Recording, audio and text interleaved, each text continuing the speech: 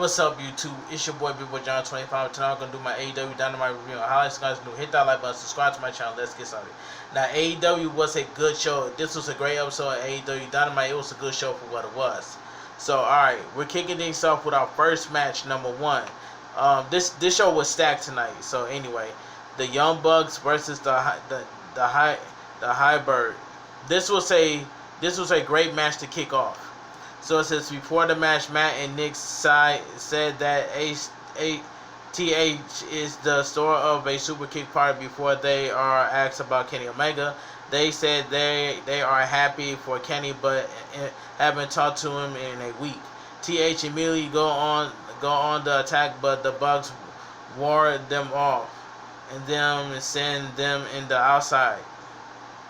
They do a diving manual on top of Jack Evans and Angelico. Back in the ring, Nick and Matt work on Jack Evans, hitting a double drop kick on him before Angelico gets involved. It's down to he and Nick as Nick goes on the offense. He dropped to hold Angelico, allowing Matt to hit a double team leg drop. The Bucks continues to dominate offense, but Jack Evans changed the tide by taking out Nick on the outside, assisted for a 50 splash by TH near fall. Big super kick to Evans and Angelico too. All men are down as Matt fights to the corner, and both men tag their partners in. Nick is running wild, brother. Big springboard face buster to Angelico, but he kicks out. He soon super kicks Angelico and allows Matt to powerbomb Jack Evans into the Acclaim at ringside. Angelico is down and the Bucks hit a risky business moonsault for a 2 count. Commentators note too much celebration to the Young Bucks personality. The TA soon turns the table once more, and Jack hits a surfboard springboard 450 for a very near fall. Matt reverses a corner razor edge on Angelico, and the Bucks go forward with big time offense. Doomsday device on the outside before they hit a double team super kick to Angelico in the ring. He kicked out. They go for more bang for your buck, but Angelico gets his knees up, and Jack Evans and Matt with a knee attack. This allows Angelico to lock in his leg submission, but a senton, but Nick breaks it all up. Matt is in great pain as his brother motivates him to get on his feet for the Melter's driver. They fight it off to the outside, but the Bucks makes the most of it with a spike power driver onto Jack Evans. They isolate Angelico for a series of set of super kicks. Angelico is out, and they hit the BTE trigger on Angelico for the win. Alright, the winner of the match, the Young Bucks. This was a great tag team match to kick off AEW Dynamite. So post-match, the Acclaim come to attack the Bucks, but the SCU come in for the save. Alright, we cut to Fury MJF, who insults Orange Cassidy and says he's going to hurt all the smart marks, feeling by showing everybody he's better of them and they know it. Alright, so we get Darby Allin is doing a Rorschach test with some cyber individual. He runs through a series of them. Each one of them reminds him of a member of Team Taz. He sees one's runs bling Brian Cage and calls him a puppet, but also the number one contender to the TNT title. Finally, Dr. Cyburn shows him one with Sting face paint, and it caused Darby Allin to snicker. All they gotta do is give me and Tim Sting versus Darby Allin. Give those two 30 minutes in the match with no stress. That's all I gotta say. So we get back from the break. Tony Schiavone is standing in the ring with Cody and Arn. He wants to get Cody's reaction to Sting's appearance last week, but before he can, the icon music hits. The snow begins to fall. Out comes Sting with a slight grin on his face. All men are partially dressed for the winner. like elements. Big Sting chant as arm hold the mic. He says sorry. I just had to get a little closer to make sure this was real. He knows both he and Cody have an agenda. The enforcer accused himself. Tony is about to do the same, but Sting wants a hug. He gave Siobhan major props. He wants Tony to do it. Sting once more, and the voice of WCW oblige. This is awesome chant. Cody welcomes him back. He thinks he should thank him for having the assist last week, but wants to get to the point. He's been wanting to share the ring with him for a very long time. Sting tells Cody he's not here for him, at least not right now. There's something really, really familiar about this place. We see Darby sitting ringside. As he looks ringside, he sees this as the jungle and matter have come full circle. Sting is on TNT once again. Welcome back chant. Cody portraitually welcomes him back. Sting says he knows Cody knows everything that goes on in this place. But the only thing to know about Sting is nothing is for sure.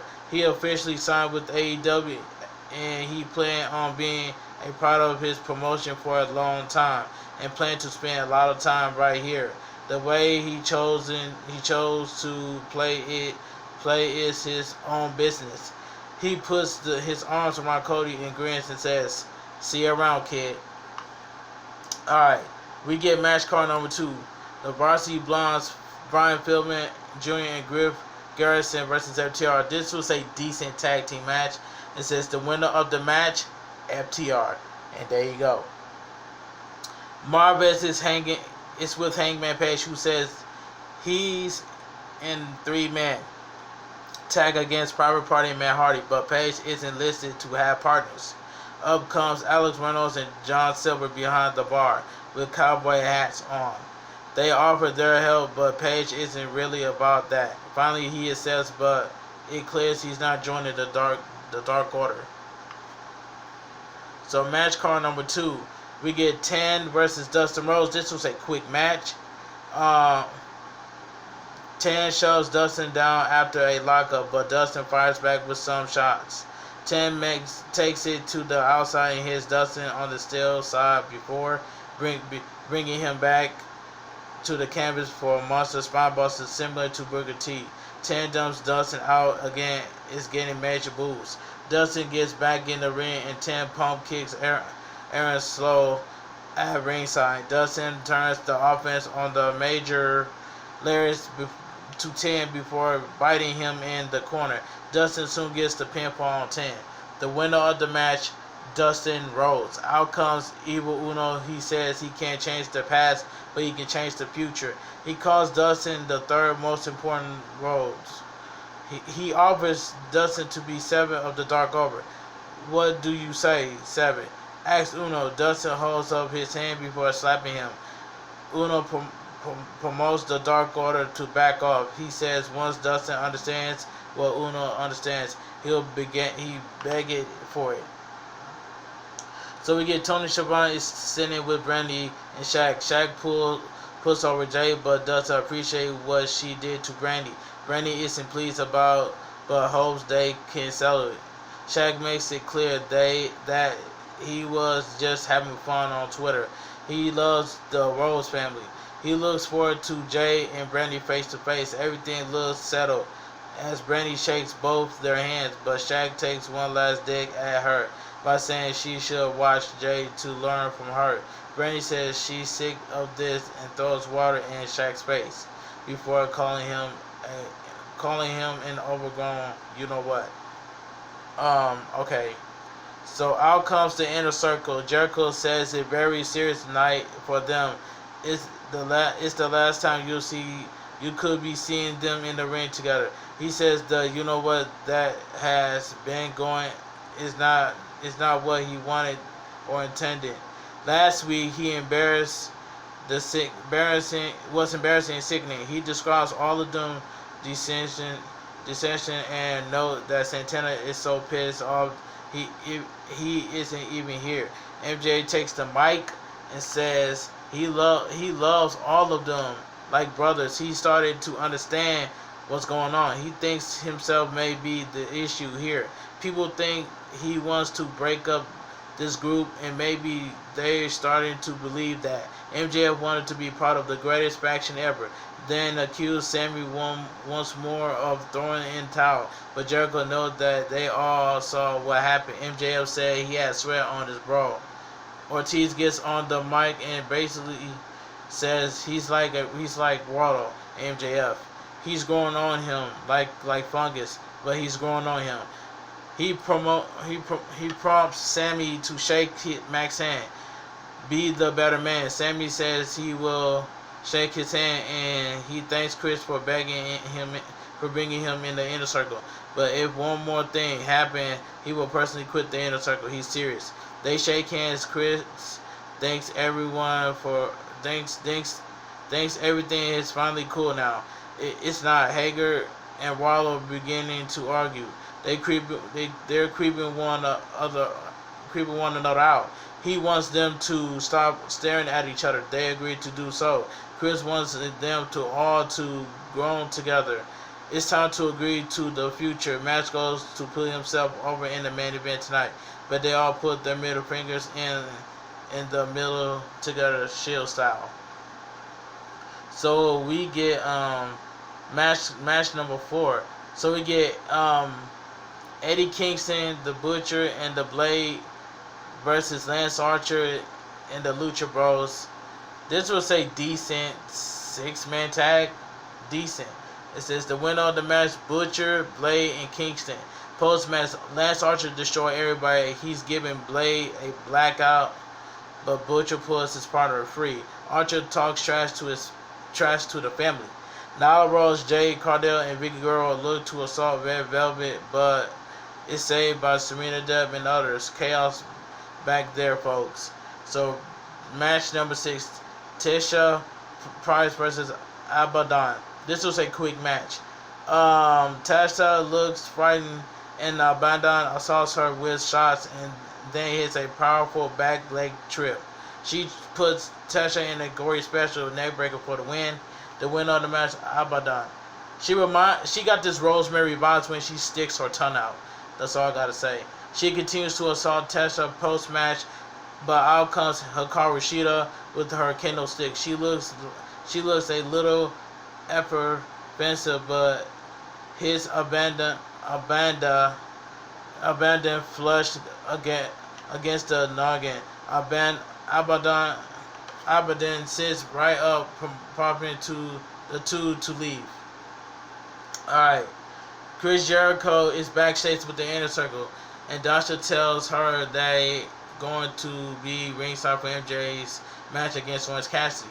Back from the break, Kenny Omega arrives in the helicopters. So does Don Callis, and with pink socks. Marvelous tries to get word with the two, but there see them all in the ring. Tony Schiavone has Don Callis and Kenny in the ring. He says never been more discussion in his life. Callis welcomes Tony Khan to the wrestling business, kid. He says he was there for the Metro screw job, but this time the stakes are bigger. How they did cook it all up. It took years. Callis watched Kenny all along the way, like an invisible hand. They mentioned the Tokyo Dome match between Kenny and Jericho. They basically created AEW because of the match. He then introduced Kenny officially.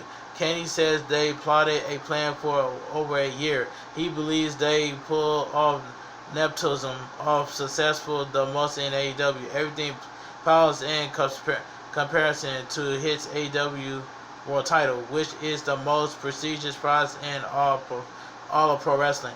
He calls the match last week as a performance, a work of art. He doesn't care who fell for it, but it mattered that Moz did. He fell for it. Yeah, he used the mic, but nobody kicks out of the woman Angel. Now Kenny makes history, and there will be more surprise to come. He does his good night and goodbye and bang. So we move on to the main event of the evening. This was a fun main event. So right there alone by itself, it was fun. So we get MJF versus Orange Cassidy. This was a fun main event. It says immediately goes out to OC when the bell rings. He breaks Orange sunglasses suplex and intimidating kick out by Orange. Orange throws his shirt at Mox, who chose Orange Cassidy with it. MJF goes for a suplex, but Orange hits him with a stun dog millionaire. The two fight on the apron. Orange goes for his orange punch. He accidentally hits the ring post. He pocket Orange hand in his back pocket and bombs him on the apron. MJF keeps Orange fingers in between the turnbuckle cable before he sends him back in the ring. MJF continues to twist the fingers of Orange Cassidy, who soon corners Max, but MJF continues to his offense. He headed to a picture break, but before that, Max distracted Bruce Ramsberg, allowing all of the Inner Circle to attack Orange. He gets sent back in the ring. We cut to the break. During the break, the best friends out a bunch of locker room to level the odds out. Orange finds his offense groove with a tope, a crossbody, and a tornado DDT. Diving DDT gets Orange a near fall. MJF stomps the hand of MJF, but Orange rolls him up for a near fall. MJF soon hits a shoulder breaker and then a double underhook power bomb, but Orange Cassidy kicks out. Max is frustrated. He goes for the heat seeker, but Orange dumps him out. Orange Cassidy springboard sentons onto the Inner Circle. The match does get back in the ring and hits his heat seeker. MJF covers with his feet on the ropes. The back gets tossed, but Max, who tries to make it look like Orange Cassidy hit him it. But Orange turns it around and makes it look like Max did it. Bryce tosses out the bat. MJF's attempts for his saw of the earth, but the two different Orange Cassidy punches change everything. Brawl begins on the outside with the Inner Circle and baby faces. As this goes on, Miro takes out Orange and his all out, and this allows MJF to get the pinfall. The winner of the match and Dynamite Diamond champion MJF. Miro takes out a whole bunch of security guards as MJF glows with his recently requirement diamond rings. He beat Orange Cassidy clean. And AEW goes up there. AEW was a good show. That's all I gotta say. But anyway, if you guys enjoy my AEW Dynamite review and highlights, drop a like on this video. Subscribe to my channel. I'll leave my Twitter, my Instagram, and TikTok down below in the description. You guys have a great night and stay safe.